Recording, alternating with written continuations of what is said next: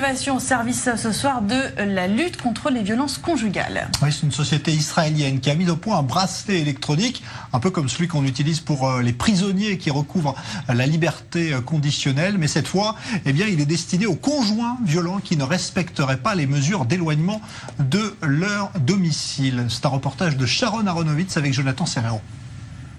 Un bracelet électronique pour contrôler les maris violents, c'est la solution que propose Supercom contre la violence conjugale. Avec 26 ans d'expérience, la société israélienne de high-tech travaille déjà avec les gouvernements de plus de 20 pays différents. En cas de mesure d'éloignement, la victime reçoit un téléphone et l'assaillant un bracelet électronique. S'il tente de pénétrer le périmètre de sécurité, alors la police est immédiatement prévenue, ainsi que la victime. En 2018, 26 femmes ont été assassinées par leurs proches ou leurs partenaires en Israël. Les récentes manifestations appellent au changement. Aujourd'hui, le juge peut déjà ordonner une interdiction de périmètre ou de contact. Le bracelet électronique permettra de mieux faire respecter cette interdiction. Une mesure rendue possible grâce au travail d'une femme, la députée Aliza Lavi. La parlementaire du Yesh Atid s'apprête à déposer un projet de loi. Je travaille sur cette loi depuis 3 ans. Le texte stipule que lorsqu'un mari est accusé par la justice de violence conjugale, le tribunal peut décider de l'éloigner de sa femme sans pour autant le mettre en prison. Une idée survenue il y a 4 ans après le meurtre d'une femme par son mari à Jérusalem.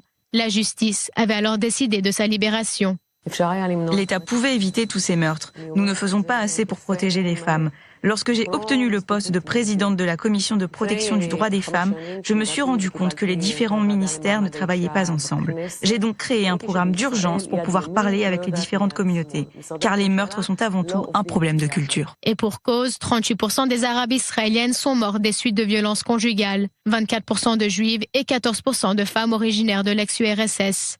Avec le bracelet de Supercom, la surveillance pourrait être renforcée. Tant que l'assaillant respecte les mesures d'éloignement, l'écran reste vert. S'il franchit la limite, l'alarme se déclenche. Le téléphone affiche alors la carte du périmètre de sécurité. Les seules options possibles, appeler la police ou envoyer un message d'SOS. Si quelqu'un sait qu'il est surveillé, alors il aura moins tendance à s'approcher de la victime et essayer quelque chose. Mais en plus de décourager l'assaillant, c'est aussi un dispositif de prévention. Si quelqu'un pénètre dans le périmètre prédéfini, alors la victime, mais aussi la police, reçoivent une alerte. Une technologie qui certes pourrait protéger les femmes, mais qui porterait aussi atteinte à la liberté de mouvement des maris violents. Mais le système est très sécurisé. Seulement les personnes concernées ont accès aux informations.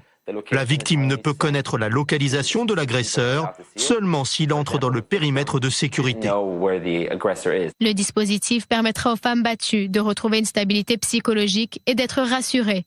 Nombreux conjoints violents ne respectent pas les mesures d'éloignement ordonnées par la justice.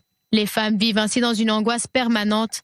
Parmi les 26 femmes qui ont été tuées en 2018, nombreuses avaient pourtant porté plainte à la police auparavant. L'innovation qui nous permet de se repérer également ce soir et